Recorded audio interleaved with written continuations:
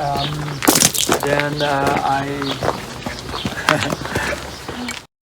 till this first competition, the climbing scene, always looking for a way how to compete. Okay, Stefan. I will call you Stefan. Of course. First of all, welcome to Turkey and Aladağlar'da, and thank you for accepting to ask a few questions for Tırmanış. It's an honor. It's an honor for us, actually. I know you as a little bit old generation climber, but probably some of the younger people do not know about you. So I want to ask, you started really early, I think around 12. How did your climbing adventure start? Can you shortly introduce yourself? Yeah, so my parents moved from the northern part of Germany to the Alps because they were very enthusiastic of hiking and trekking, and so I was growing up close to Garmisch-Partenkirchen, and then the first years, like I think until 11 years old, I was just hiking with my parents, and then it was getting too boring, and then I asked my parents if I can make a course in a German Alpine club for ice climbing, and so I made a course of ice climbing, but I didn't like it so much because with the crampons on the feet and the ice axes, and I didn't like it so much.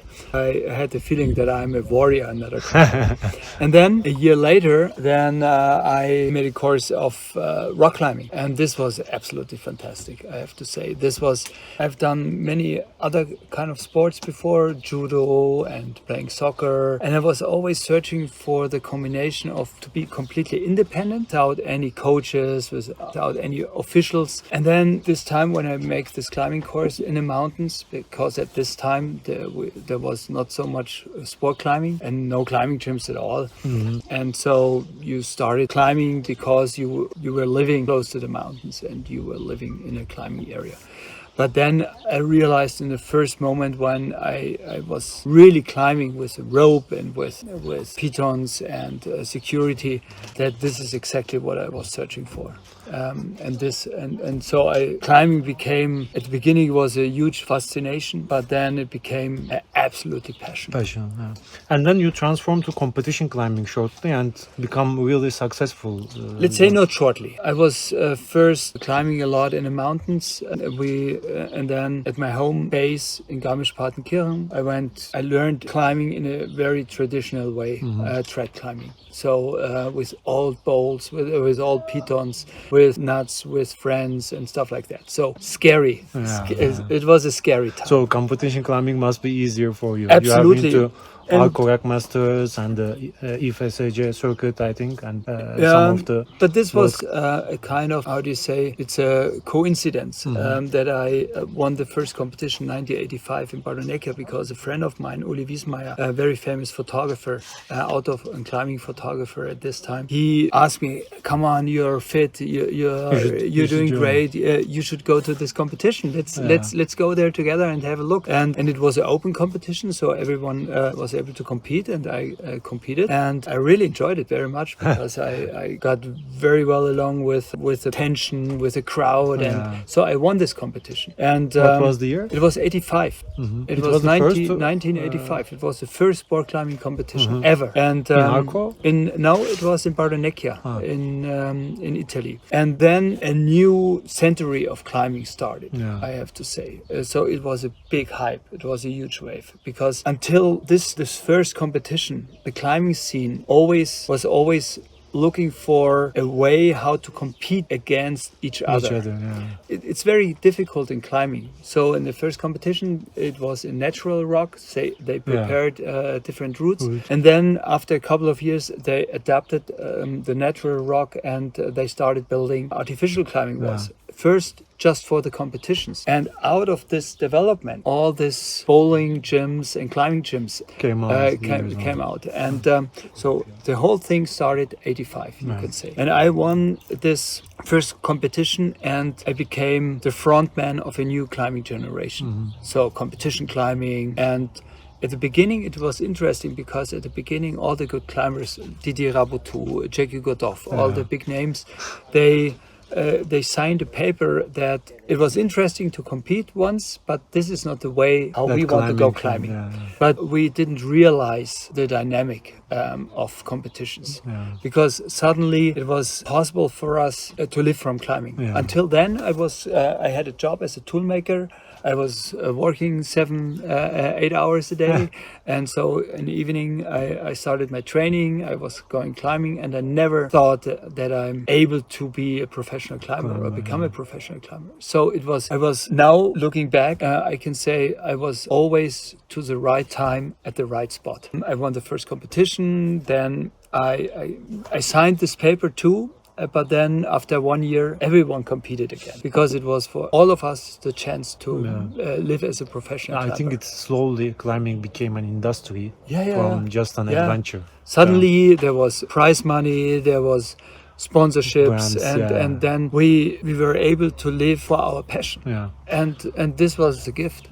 And so then I was shifting completely to competition climbing. I won a lot of competition, the Rockmaster and the pre-Olympic competition in Albertville, and got really good sponsors like Marmot, Red Bull, and still they are all my sponsors until now. But I have to say my heart was always connected to Where you adventure. first started. Adventure. And then you stopped competition climbing while you transform yourself to the big walls. I mean, the Alpine trilogy, the one that you opened, I think the English name is King's Clothes. The Emperor's New Clothes. The Emperor's New Clothes. And there was also Beat Calendar's Route. So you were the first.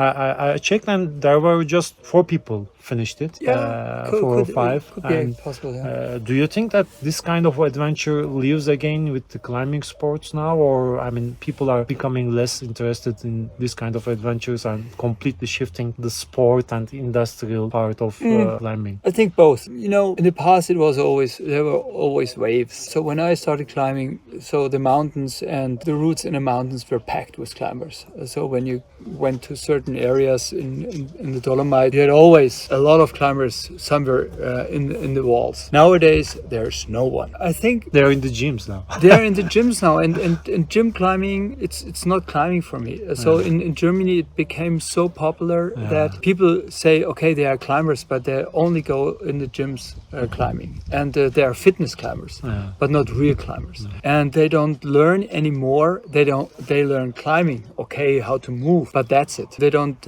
have any experience about placing natural gear, the mental side of climbing, to find a route in the mountains, to read a guidebook properly. So, but there will be still climbers coming out with a certain destiny and say, okay, I'm searching for the adventure like me. I stopped competition climbing because my heart was still connected with adventure climbing.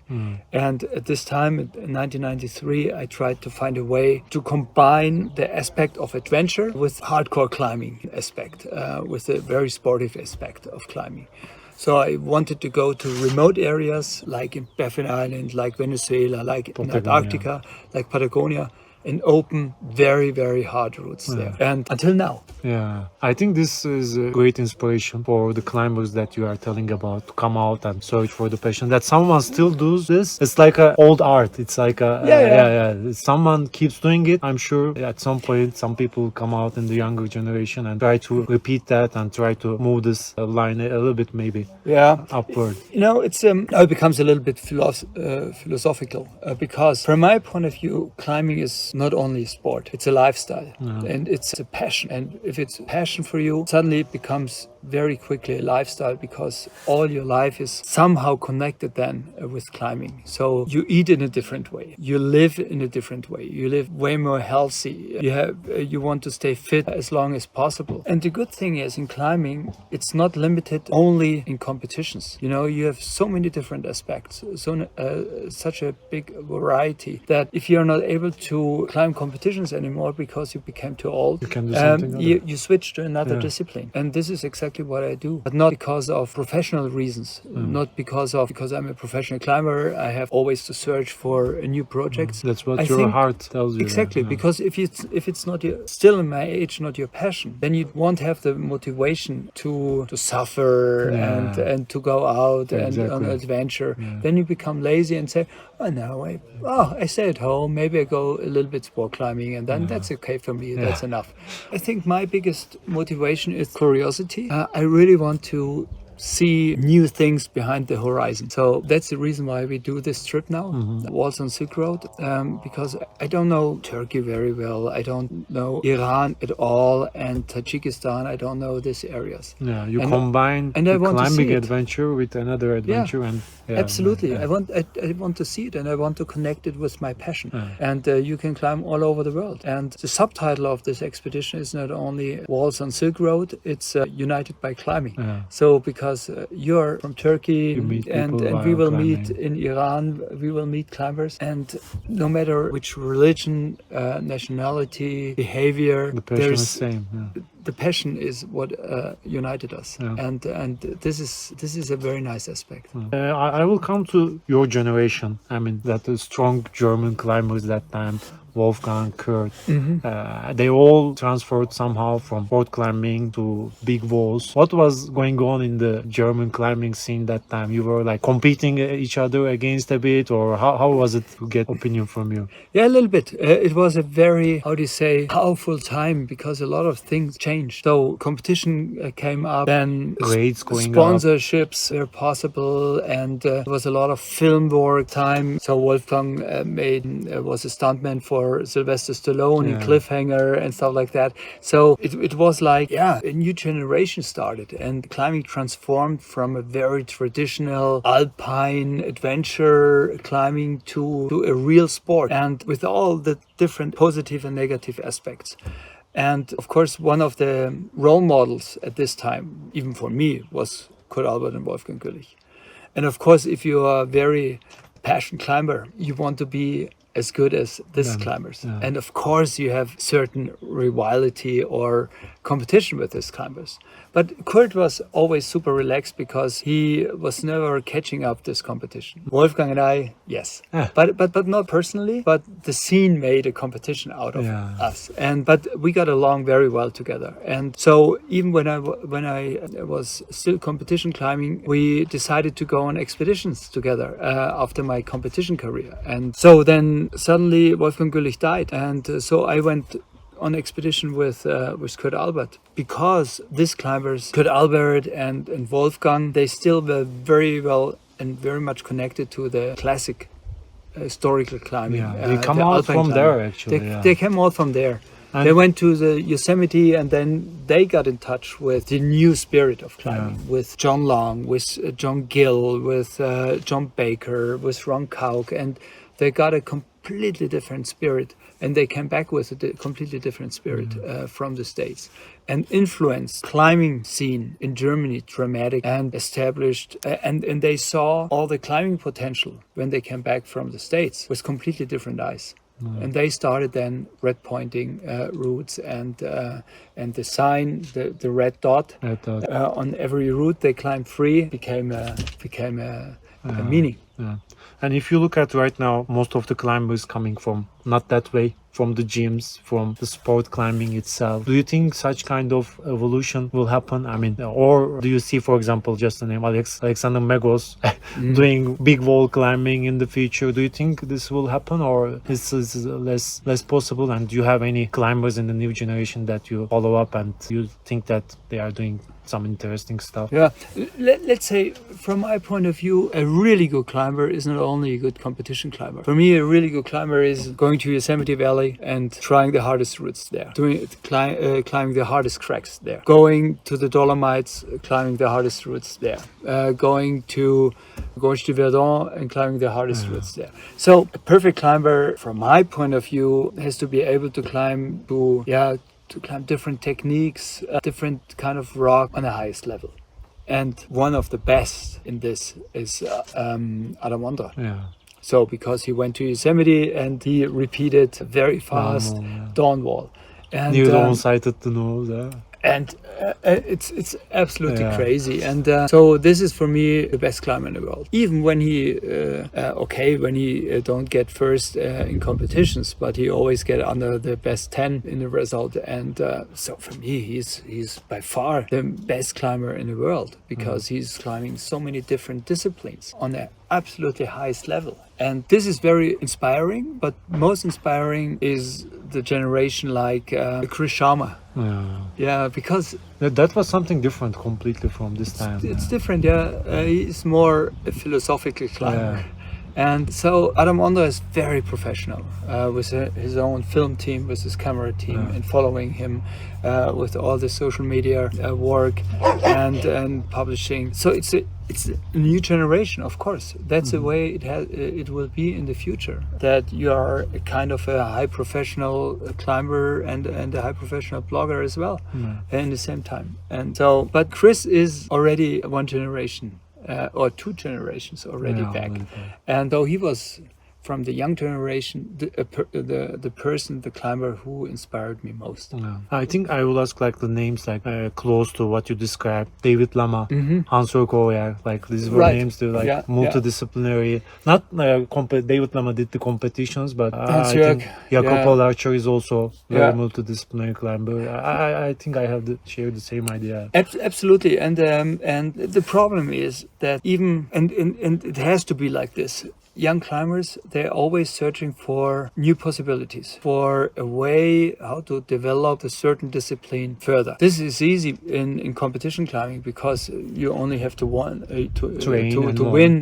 competitions.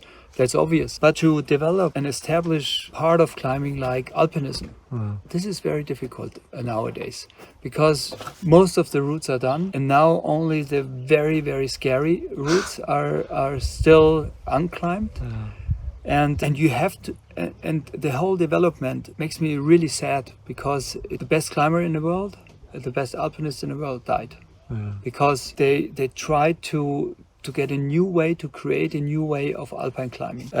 No compromises, high risk, super fast, even soloing very, very hard stuff. And it's Russian roulette at the end. But it was from their point of view the only possibility to push the limits further in alpine climbing. Uli Steck in the Himalayas. But they are all dead, and it's a thin line. It's not even a thin line, it's a dead end street from my point of view in how you can push the limits in these categories. Of course, speed, risk is always connected with climbing and will be always measurement of abilities. But from my point of view, maybe the creativity of an expedition is maybe more important. Like the guy. So this was always my approach. So the last 2 years we just used bicycles to get over the Alps and climb in each country, in Italy, in Switzerland, in France, the first descent. Just putting our gear with the trolleys there. And this is also my approach for the next years, to avoid technical features to get to a climbing area. And now Ron Villeneuve and the guys are sailing to Greenland at the moment and climbing a first descent in Greenland there.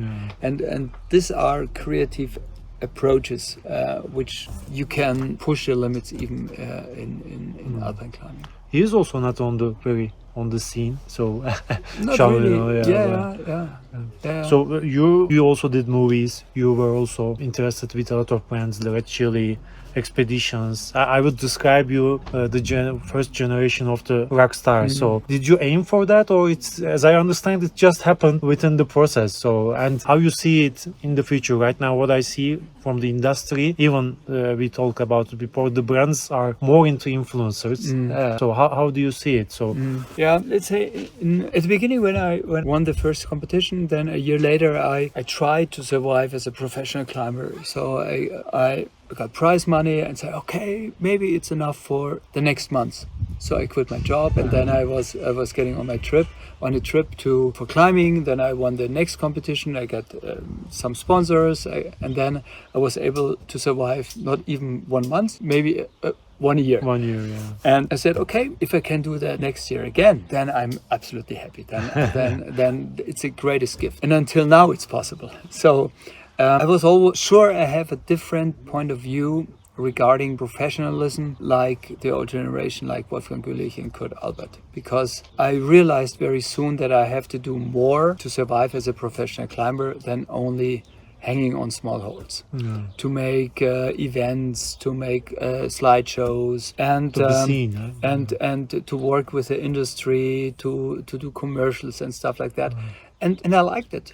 I still like it. Also, kind of a businessman. And then I got married. My wife got pregnant, and we got triplets, 3 children. And then you also change your mind because you have a certain responsibility to support your family, to finance your family. And this was one of the reasons why I started with a partner, Red Chili, the climbing shoe company, because my goal and my aim was always to get in a position where I have to climb, and to see it as a job.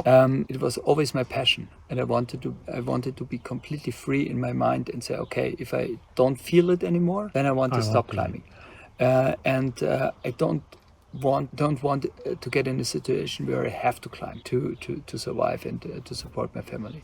Therefore, I created Red Chili with a partner to be independent. And this was a very intense and very tough time as well, because Red Chili was growing and there was a lot of money involved and with a lot of risk and stuff like that. So it was like on an expedition to get in a big wall in a dangerous environment. But I have to say, we sold Red Chili now 5 years ago.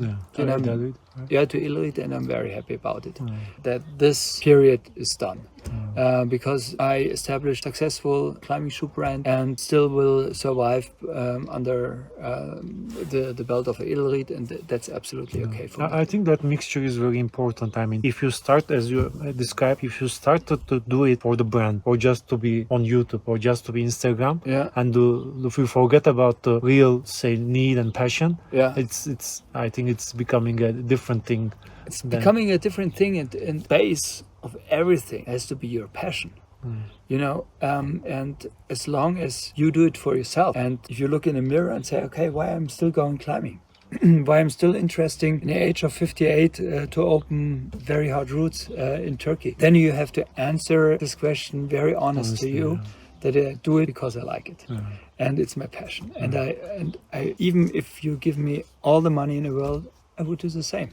And I think that's very important. Why you do things, and you have to be honest to yourself and to say, okay, I want to be famous, I want to be rich, I want to be I need this applause from even Instagram followers and stuff like that. Then you have to do something to realize and say, okay, I do it because I want to be famous, but I don't care, it's part of the game. I really like the conversation with the followers and stuff like that, and people. And also when I do a lecture, I really had, it was not a kind of work for me to doing lectures. It was always part of my passion, because it was a great feeling to inspire people with what you do. So to see young little kids in a crowd and with big eyes when I'm telling about polar bears in Baffin Island, and so adventure, and if I'm very happy if I can inspire people with what I'm doing, and this is Instagram and social media. It's exactly a way to do it, to inspire people. So if you come to your expedition, Walls on Silk Roads, I know about it, I looked at it, and how you describe it, how you started, I mean, Turkey, Iran and Tajikistan. What was the aim? You also in the sentences described it a bit, and how you plan it, or what's the main purpose? So it started a couple of years ago, because when we went with a sailing boat to Greenland, crossed Greenland and climbed then a year later, first descent in Kvarnvita Fjord, and last year's we cycled over the mountains and climbed first descents, and we said, okay, when this combination, biking and climbing and doing first descents, works in our home area, it definitely works also far away in remote places. And then with my partner, we decided, okay, maybe we should go in an area we don't know yet. And this was then Pamir, the Pamir area. So okay, let's go with our bikes and with train. Let's go with our bikes to the train station in Munich, and then we go with the train, with the Trans-Siberic Railway through Russia to Tajikistan, climbing first, go from Dushanbe with our bike, then to a big wall, climbing a first ascent there and going back the same way. This was the first idea. And then the war turned up, and then it was obvious that this will function not anymore. To use a train through Russia And you find a big truck. Huh? yeah, and we say, okay, so what the hell? What we should do? It's such a great idea. So how we can do it? And then we were searching to go around, to go first with the train to Turkey, and then to Iran, and then through Iran. But this was almost not possible to organize that. And we said, okay, then let's go back to the roots. So even in the 60s and 70s, German climbers went in a Volkswagen to Pakistan for climbing in the Himalayas. Let's do the same again. And Schlesi, my friend, he's the owner of the truck. I said, okay, let's take your truck. Truck was already existing. The truck was already there. And so we said, okay, let's take your truck and go around Russia to Tajikistan. And not only go to Tajikistan, we got through beautiful countries we don't know yet. So let's make a combination of a road trip and a climbing trip. And so was and open new routes also. Yeah, and open new routes. And let's open in each country we visit a new route. And so this is the first stop. Yeah. And I have to say I have a wonderful life. So far I'm just realized my dreams. And this is one of my dreams. To be completely independent and take 3 months off and do this trip. Yeah. And get it paid, and only to live my passion. And that's the most gifted person in the world. And it's an inspiration, not just for you, for the climbers. This is what we want to show. It's not like, hey, look at this, how cool we are. We just want to inspire people. We want to inspire young people. That's the reason also why we go to Iran. We will meet Mehdi. He's an Iranian climber, and he will pick us up at the border and will stay with us all the time while we are in Iran. And here you have just as a protection.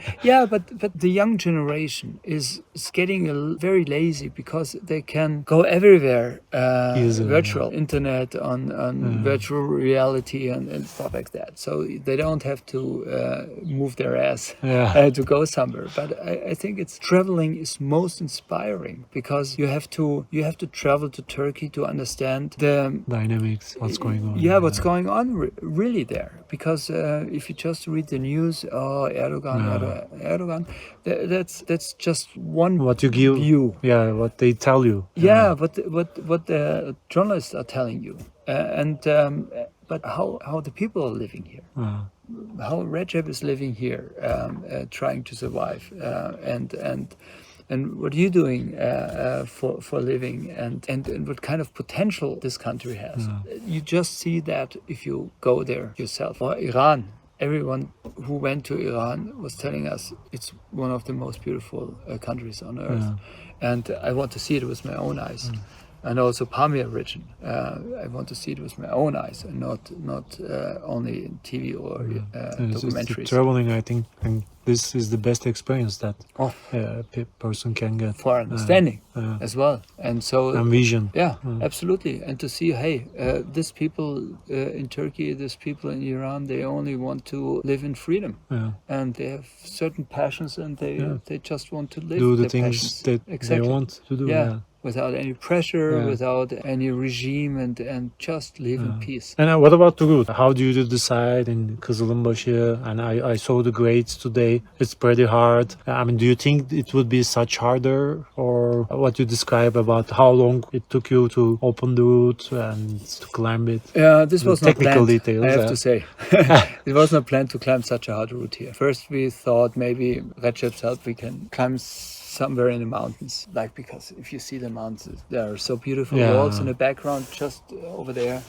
And this was the plan, to go there and to make more or less an alpine sport route, maybe to BV 2 or 3 times in a wall, and then do a one push ascent. This was the idea. Then when we came here, the weather was very bad. It was raining. Very cold, almost every day, and it was still very cold and a lot of snow in the mountains.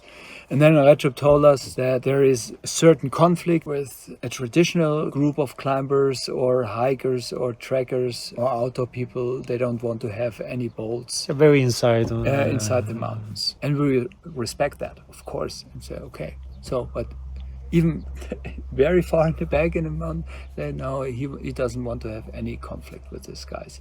He wants to live in peace here, and because he told us that this guy's already chopped bolts off. That things happen, but I think this is an evolution. Within the country. But we don't want to put oil in the fire, you know. And especially when we make a documentary of our route, and so it has to be in freedom and not create any problems for local climbers here. And so Recep recommended climbing one of the canyons or on this wall. And then we had a look with him, and it was absolutely fantastic. It was just perfect because you can drive up the dirt road very, very easily to almost to the base of the climb. You have to hike just 1 hour, and then you have a paradise. Because the most obvious lines are climbed, and we were wondering why in the main part there are not any routes. But then we tried one line, and then we realized it's completely blank, it's rotten, the rock was poor quality. And then we moved further to the right and thought, that's much easier, but it wasn't. And it looked from the bottom, it looked not that hard. It was on features, and the structure of the rock was really good. And so we said, okay, no, let's do this. Let's climb in this part. And then we saw on the first meters already, oh fucking hell, this is not an easy story. But it's fantastic climbing. And we stick to it, and then became very ambitious and say, okay, we have to do it. And so then every single pitch turned out very hard. And then it was not expected, but we are very happy that we created a beautiful How long? route. How many days? Opening? We arrived here on the 3rd, then we went 1 day climbing, then we moved 1 day, I think around 2-3 weeks. 2-3 weeks. Oh. Yeah. A lot of time. But sometimes we were able just to climb a couple of hours. Then it was started raining again. Then we went down, and then you have to make a rest day as well. And then the next day you just finish 1 pitch instead of 2 or 3. And because it's so hard, it's so compact that we never made more than 2 pitches. But each pitch is very individual. It's a completely different character of climbing. Very sharp holes, you told me. There are sharp holes, yes. And I think it's very necessary to climb this route when it's cold and windy, because then you have perfect conditions for this kind of rock. Then you really stick to the rock. And when your fingers getting soft because it's getting too warm, then you get all these cuts and everything, because you have to grab way too hard.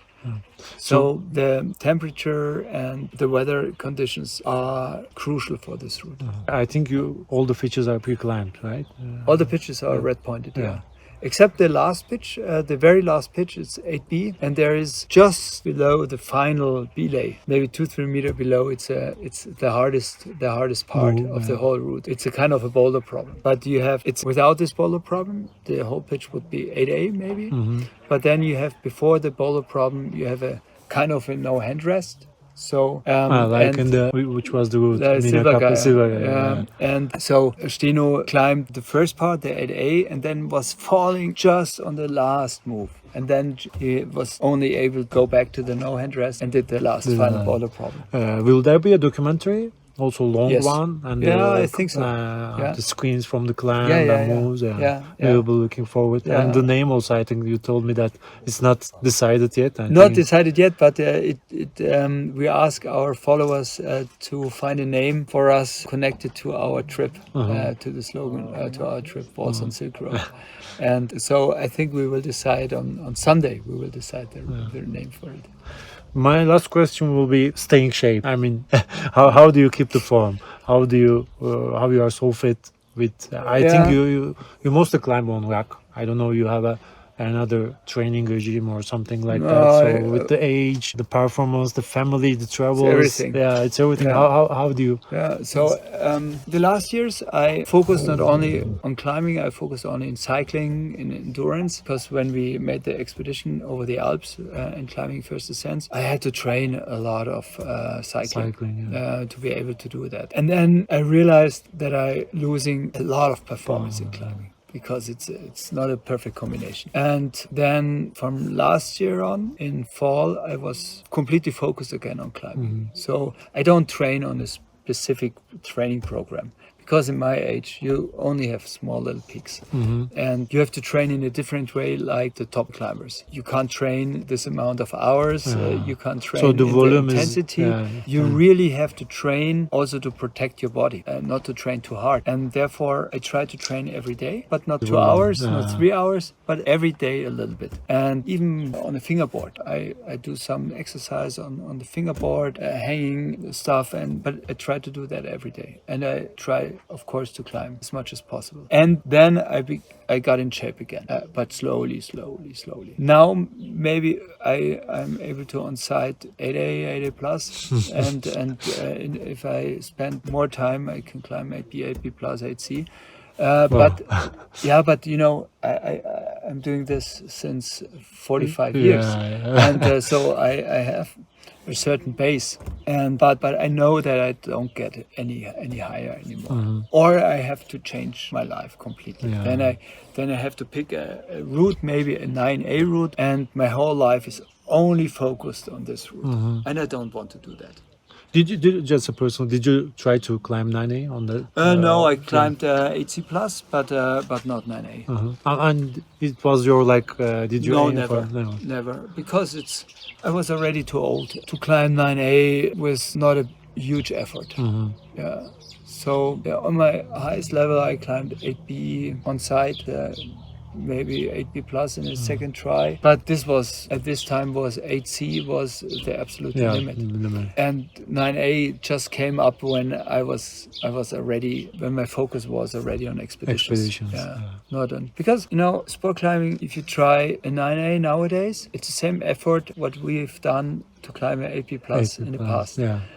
So I remember that I was driving 1,000 kilometers twice a month to southern France because I wanted to climb Le Spécialiste in Gorge du Verdon, this super overhanging 45-degree overhang there, done by Jean-Baptiste Tribou, and I really wanted to climb so hard this route, and so I was rehearsing all the moves, and then I couldn't climb it on this trip. So I had to go back home, I had to work at home, and had to take care about my family because my mind was on the moves of Le Spécialiste. And as soon as I was able to go there again, I hopped in a car and went 1,000 kilometers to southern France again, only to try and to do this route. And this was nothing else than trying a 9A.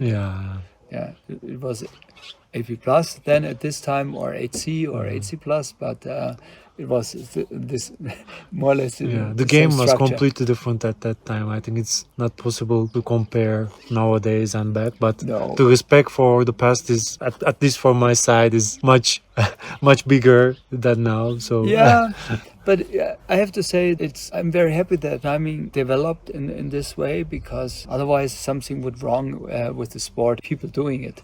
Because sometimes I see videos of boulder problems. I say, how can they hold this small little crimps in this steepness? It's unbelievable. It's fascinating. It's still fascinating for me, and it's very inspiring. And I really have to take care not to overdrive when I'm training, because I say, no, I can't, I shouldn't do that, because I ruin myself, I injure myself, and then maybe I can't climb for half a year. But I think if you get older, if you're still a passion climber, then you have to you have to live more focused, more and more focused. We lived very focused in the past, I thought, but then we had party and then but you have to be even more focused nowadays.